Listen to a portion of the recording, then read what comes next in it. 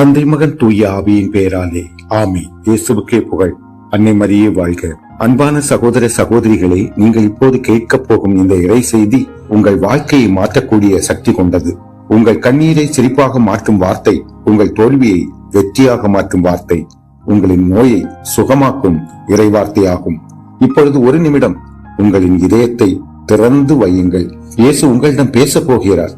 நீங்கள் நம்பிக்கையோடு கேட்டால் உங்கள் வீட்டில் அமைதி வரும், உங்களின் வாழ்வில் அதிசயம் நடக்கும், உங்களின் பிரச்சனைகளில் தீர்வு கிடைக்கும். இன்று நாம் ஒரு முடிவெடுக்கலாம். அன்பு சகோதரரே, நம் இயேசுவிடம் இணைவோம். இயேசுவிடம் இணைவோம். வாங்க, நம்பிக்கையோடு இந்த இறைவார்த்தைகளை கேட்போம். இன்று உங்கள் வாழ்வில் ஒரு புதிய ஆரம்பமாகட்டும்.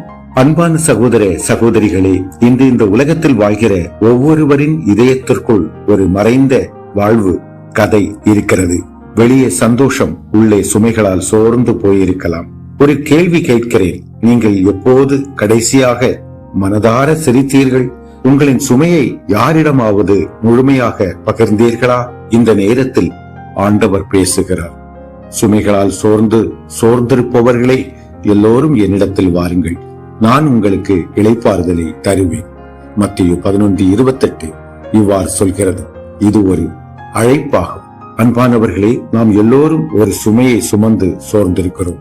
குடும்ப சுமையாக இருக்கலாம், கடன் சுமையாக இருக்கலாம், நோய்வாய்ப்பட்ட பெரும் சுமையாக இருக்கலாம், உறவு பிரச்சனைகளால் வரும் சுமையாக இருக்கலாம், மன அழுத்தம் எழும்பும் ஒரு சுமையாக இருக்கலாம். ஏன் இந்த சுமைகள் நம்மை தேடுகிறது, நம்மோடு இருக்கிறது? வாழ்க்கை ஒரு போராட்டம். அதனால் அதில் நாம் மட்டும் இல்லை, எல்லோரும் தான். சுமை இருக்கிறது என்பதை நீ இன்னும் பயணம் செய்கிறாய் என்பதற்கான அடையாளமாகும். இயேசு கிறிஸ்துவின் வாழ்க்கையை நினைத்து பாருங்கள். அவமானம், அடிகள், முள்கிரீடம், சிலுவை. ஏன் அவர் இதை அனுபவித்தார்? உன்னுடைய வலியை புரிந்து கொள்ள, உன்னுடைய பாவத்தை ஏற்க, உனக்கு வாழ்வு கொடுக்க. ஏசாயா 53:5 சொல்கிறது, நம்முடைய அக்கிரமங்களுக்காக அவர் காயமடைந்தார் என்று. இயேசு சிலுவையில் சாகவில்லை, அவர் அங்கே நம்மை உயிரோடு எழுப்பினார். அன்பானவர்களே, இந்த உன் வாழ்க்கை ஒரு சிலுவை போல இருக்கலாம். யாரும் புரியாமல் இருக்கலாம், யாரும் அருகில் இல்லாமல் இருக்கலாம், எல்லாம் மூடப்பட்டது என்று மனம் வருந்திக் கொண்டிருக்கலாம். நீயும் இப்படி அழுது கொண்டிருக்கிறாயா? சோர்ந்து போய் இருக்கிறாயா? விடுதலை வேண்டும் என்று நினைத்துக் கொண்டிருக்கிறாயா? நினைவில் வைக்க வேண்டும், சிலுவை என்பது ஒரு முடிவல்ல, அது மாற்றத்தின் தொடக்கம். ஏன் நல்லவர்களுக்கு கஷ்டம் வரும்? பதில் என்னவென்றால், தேவன் உன்னை தண்டிக்கவில்லை, அவர் உன்னை தயார் செய்கிறார், உருவாக்குகிறார், உருமாற்றுகிறார். ஏன் நல்லவர்களுக்கு கஷ்டம்? பதில் என்னவென்றால், தேவன் உன்னை தண்டிக்கவில்லை, அவர் உன்னை தயார் செய்கிறார், உருவாக்குகிறார், உருமாற்றுகிறார். புதியனவாய் நீ மாறுகிறாய். நான் ஏன் இன்னும் விடுபடவில்லை என்று நீ நினைக்கலாம். பதில் என்னவென்றால், தாமதம் அது மறப்பு அல்ல, அது தயாரிப்பு. உன்னை தயாரித்துக் கொண்டிருக்கிறார். நான் தனியாக இருக்கிறேன் என்று நீ நினைக்கலாம். பதில் என்னவென்றால், இல்லை, தேவன் உன் கூடவே இருக்கிறார்.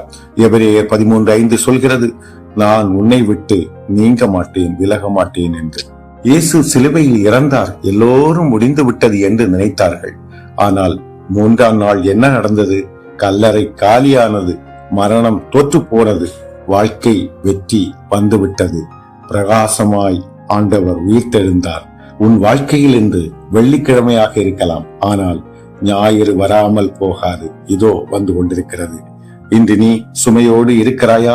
இயேசு உன்னை அழைக்கிறார். வா, உன் சுமையை எனக்கு கொடு என்று. நீ எல்லாம் சரி பண்ண வேண்டியதில்லை, நீ வர வேண்டும், அது மட்டும் போதும். அன்பானவர்களே, கண்ணீர் வீணாகாது, வலி வீணாகாது, காத்திருப்பு வீணாகாது. எல்லாம் ஒன்றாக சேர்ந்து உன் வெற்றியாக மாறப்போகிறது. இங்கே மாறப்போகிறது. இந்த ஜன்னலை மூடாதீர்கள், இந்த வார்த்தையை மறக்காதீர்கள். இயேசு உங்களை இப்பொழுதே அழைக்கிறார். வா, இயேசுவோடு இணைவோம். வா, நான் உனக்கு இளைப்பாறுதல் தருவேன் என்ற இயேசுவின் பின் செல்வோம்.